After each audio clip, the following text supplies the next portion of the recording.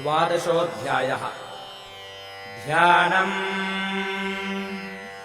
ॐ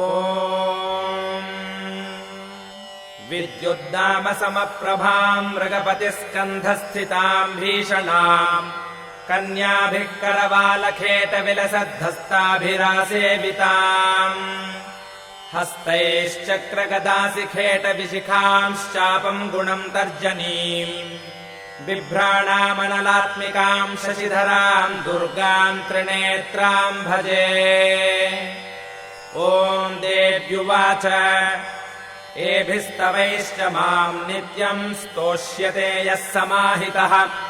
तस्याहम् सकलाम् बाधाम् नाशयिष्याम्यसंशयम् मधुकैटभनाशम् च महिषासुरघातनम् कीर्तयिष्यन्ति ये तद्वद्वदम् शुम्भनिशुम्भयोः अष्टम्याम् च चतुर्दश्याम् नवम्याम् चैकचेतसः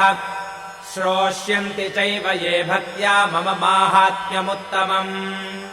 न तेषाम् दुष्कृतम् किञ्चिद्दुष्कृतोत्थानचापदः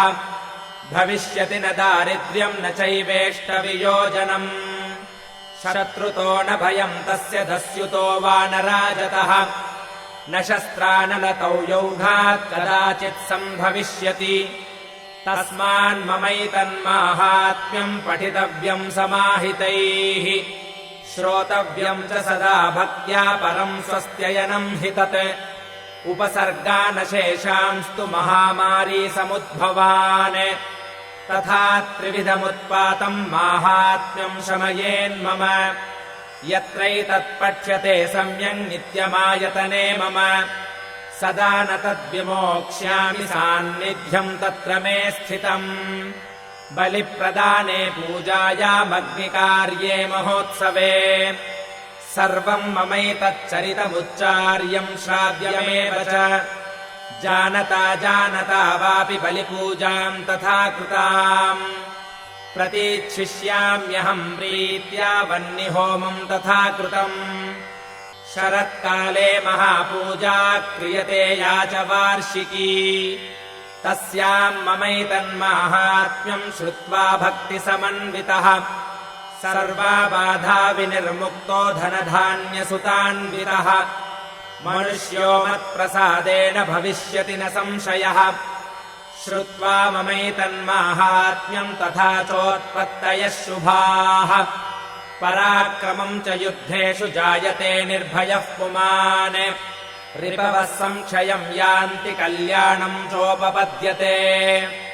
नन्दते च कुलम् पुंसाम् माहात्म्यम् मम शृण्वताम् शान्तिकर्मणि सर्वत्र तथा दुःस्वप्नदर्शने ग्रहपीडासु चोग्रासु माहात्म्यम् शृणुयान्मम उपसर्गाः शमम् यान्ति ग्रहपीडाश्च दारुणाः दुःस्वप्नम् च नृभिर्दृष्टम् सुस्वप्नमुपजायते बालग्रहाभिभूतानाम् बालानाम् शान्तिकारकम् सङ्घातभेदे च नृणाम् मैत्रीकरणमुत्तमम् दुर्वृत्तानामशेषाणाम् बलहानिकरम् परम् रक्षोभूतपिशाचानाम् पठनादेव नाशनम् सर्वम् ममैतन्माहात्म्यम् मम सन्निधिकारकम् पशुपुष्पार्घ्यधूपैश्च गन्धदीपैस्तथोत्तमैः विप्राणाम् भोजनैर्होमैः प्रोक्षणीयैरहर्निशम् अन्यैश्च विविधैर्भोगैः प्रदानैर्वत्सरेण या प्रीतिर्मे क्रियते सास्मिन् सकृत्सुचरिते श्रुते श्रुतम् हरति पापानि तथारोग्यम् प्रयच्छति रक्षाम् करोति भूतेभ्यो जन्मनाम् कीर्तनम् मम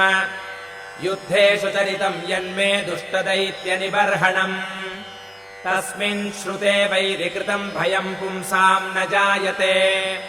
युष्माभिस्तुतयो याश्च ब्रह्मर्षिभिः कृताः ब्रह्मणा च कृतास्तास्तु प्रयच्छन्ति शुभाम् मतिम् अरण्ये प्रान्तरे वापि दावाग्निपरिवारितः दस्युभिर्वावृतः शून्ये गृहीतो वापि शत्रुभिः सिंहव्याघ्रानुयातो वा वने वा वनहस्तिभिः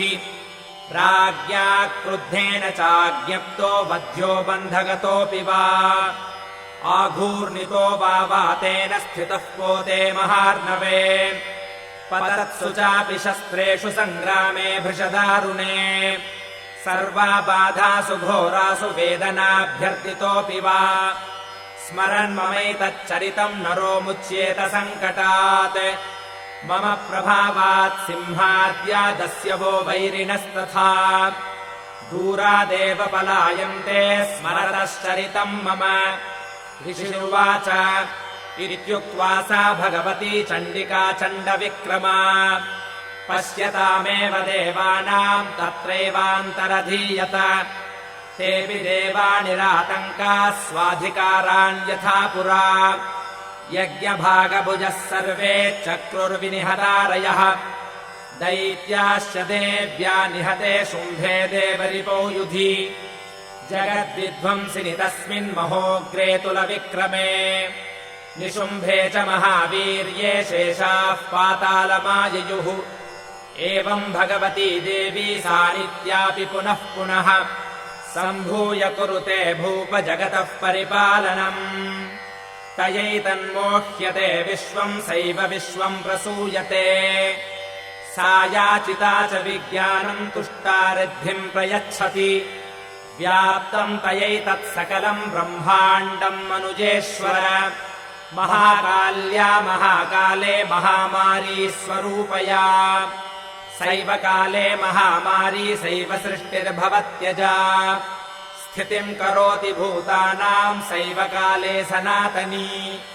भवकाले नृणाम् सैव लक्ष्मीर्वृद्धिप्रदा गृहे सैवाभावे तथा लक्ष्मीर्विनाशायोपजायते